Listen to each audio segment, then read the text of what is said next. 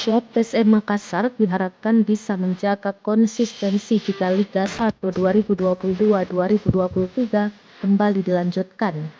Lemjian Film CS saat ini diliburkan setelah adanya gambaran Liga 1 akan bergulir akhir November. Mereka baru akan kembali berlatih pada 2 November 2022. Klub kebanggaan masyarakat Sulawesi Selatan ini memang dalam tren positif. Laskar Pinisi dalam perburuan trofi kasta tertinggi sepak bola Indonesia, berada di peringkat 3 klasmen dengan 22 poin. Hanya terpaut 1 poin dengan pemuncak klasmen, Borneo Samarinda FC, dan memiliki poin sama dengan Bali United di peringkat 2. Tim besutan Bernardo Tavares ini pun belum dikalahkan di 10 laga dilakoni, mengantongi 6 kemenangan dan 4 hasil imbang.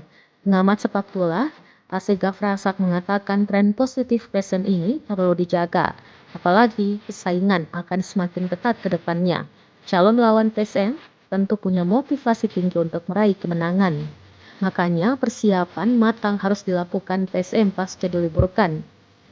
Asegaf percaya pelatih PSM Bernardo Tavares telah menyiapkan program khusus. Ia menyebut Tavares adalah juru taktik jenius yang mampu merotasi skuadnya di setiap pertandingan. Ia pun tak permasalahkan para pemain PSM diliburkan saat ini sebab belum adanya tanggal pasti liga digulirkan. Jika dipaksakan pemain berlatih, bisa saja over training.